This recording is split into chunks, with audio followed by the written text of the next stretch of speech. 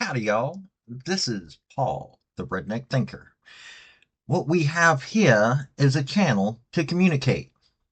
I want you folks to be thinking by the time you leave my videos. Why? Because I'm tired of people talking via what other people tell them to think. So, watch my video and enjoy the chance to think for yourself. Oh, and if you don't mind, like, subscribe, comment. And I've got a link tree down below that's got my social media, and it has my Patreon if you want to help out. Thank y'all. It is sad that there are people that have been convicted of crimes they haven't committed. But this story is far more horrible than that. Melissa Lucio was convicted of killing one of her children, which has been from falsified evidence and a DA not turning over all of the evidence they were supposed to, along with the court that did not allow other evidence that would have helped Lucio. Now, after all of this has been found to be the case, she's still fighting to get out of jail. Even though, the judge that convicted her says, "Oh, she needs to get out of jail." Defense, prosecution both are saying she needs to get out of jail. No conservative should want innocent people in jail, but I will guarantee you that there will be those thinking that they are against this woman. Here, yet again, is a story where the criminal justice system was perverted so someone could look good by getting a conviction, not about real justice. We need to quit convicting innocent people, but it hurts political careers of these prosecutors, so they don't want that. Okay, here's what occurred, and this is via the Innocence Project. This is what happened dealing with Melissa Lucio and her daughter Maria Alvarez. The father is Roberto Alvarez. Um, in 2007, Miss Lucio's youngest child, Maria, accidentally fell down a flight of stairs. 2 days later, she could not be woken from a nap and was pronounced dead at the hospital. Detectives rushed to judgment and just 2 hours after Maria died took Miss Lucio in for questioning. During the 5-hour interrogation, officers berated and intimidated Miss Lucio, who was pregnant and in shock from the loss of her child. They used coercive methods known to produce false confessions. After several hours of interrogation, Miss Lucio said, "I guess I did it," and made other false incriminating statements to get the officers to end the interrogation. Her statement was then characterized by prosecution as the confession to murder. Two of the officers who interrogated Miss Lucio were present at Maria's autopsy, leading to a biased autopsy process and an incomplete investigation into Maria's health history and the causes of her injuries and death. In 2008, Miss Lucio was sentenced to death based on a statement she was coerced into making during the marathon interrogation. New scientific and expert evidence shows that Miss Lucio's conviction was based on an unreliable, coerced confession and unscientific false evidence that misled the jury into believing Maria's death was a murder instead of the truth. She died following a tragic accidental fall. World-renowned experts on false confessions, including police trainer and interrogation expert David Thompson and Dr. Gisley, I'm not even going to try to screw that name up. It's going to be in the Substack that's down below.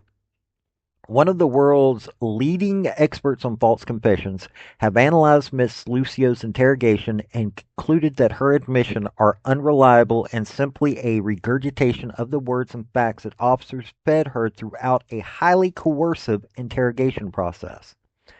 At Miss Lucio's trial, the medical examiner testified that the bruises and injuries on Maria's body could only have been caused by abuse. However, pathologists who have reviewed the evidence have concluded that this testimony was false. Maria's autopsy shows signs of blood coagulation disorder, which causes profuse bruising throughout the body. At the time of her death, Maria was healing from an injury to her arm, which medical examiner also said was a sign of abuse. However, a pediatric orthopedic surgeon who reviewed the evidence concluded that the medical examiner's testimony was misleading and there was nothing about Maria's fracture that indicates that it was the result of an intentional act or abuse. This was an extremely common type of injury among toddlers that can result from a fall from standing height. There's much more evidence. I've got the link in my Substack if you want to know. So let's get on to what's going on now. Okay, via the Texas Tribune, this is what's been going on since 2022. 2 years ago, a bipartisan group of lawmakers pushed Cameron County District Attorney Louis Saenz to halt Lucio's execution during a legislative hearing. Saenz, who was not in office when Lucio was convicted, initially stated that he would not intervene, but eventually said he would withdraw a request for an execution date if the criminal appeals court did not act. I'm so glad that we did what we did 2 years ago to step up and, let's not mince words, to stop the state from murdering Melissa Lucio. Representative Jeff Leach, a Plano Republican who advocated for Lucio, told the Texas Tribune. More than half of the Texas House asked the state parole board to stop the execution in 2022 due to the substantive doubts surrounding her case. Weeks after the 2022 hearing, the Court of Criminal Appeals halted the execution 2 days before it was scheduled. The court sent Lucio's case back to the Cameron County Court to consider several questions. The following year, Saenz and Vanessa Potkin, Lucio's lawyer, together submitted findings of fact and conclusion of law to the trial court, providing proof prosecutors withheld evidence from the defense. On Friday, State District Judge Arturo Nelson signed the court filings recommending the Court of Criminal Appeal overturn Lucio's conviction and death sentence.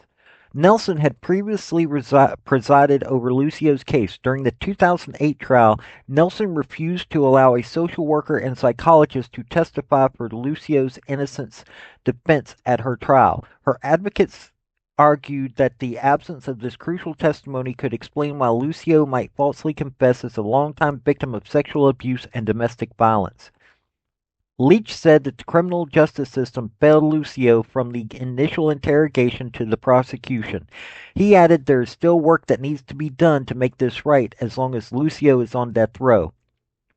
Jordan Steiker, a law professor at the University of Texas at Austin, said it's exceptionally rare for the prosecution and defense to agree on findings of fact that prosecutorial misconduct occurred during trial. Lucio's case, which Steiker described as a combination of bad forensic evidence and a withholding of exculpatory evidence, is one of those rare examples of a district attorney's office acknowledging an error in court. You know what? There comes a point that the people who cause such convictions should go to jail themselves. You know, folks seem to believe that our criminal justice system is just fine the way it is. It isn't. You have innocent people that are convicted constantly, and the ones that I am covering are just the ones that are found innocent of murder. There are thousands upon thousands that are in court or that's gone through our court system and been convicted of much smaller crimes. But hey, who cares? We're showing that we don't believe in an innocent people. We're showing that we will make sure that everybody is convicted. I can't stand that. I am going to fight for these folks. I am going to attempt to get these folks sometime in front of others. We need to know that our criminal justice system needs fixed. If you don't agree with me, fine. But as a conservative who believes in small government, criminal justice being perverted in these manners that I present to you makes me sick. We can't have a small government if it's corrupt, if it's unjust. But hey, you believe what you want to believe. This is what I'm going to believe. This has been Paul, the Redneck Thinker. I hope you're having a good day because this poor woman isn't. Folks, I just want to say thank you for listening. I want to thank you for taking your time. I want to hear what your comments are about what you think on this topic, because your comments are what's important, not necessarily mine. I don't care if you're Republican. I don't care if you're conservative. I don't care if you're liberal. I don't care if you're Democrat. I want to hear your opinion on these topics. I want to thank you yet again for listening to my video. Like, subscribe, and all that other hoopla. This has been Paul, the Redneck Thinker. Y'all have a good day now. Bye.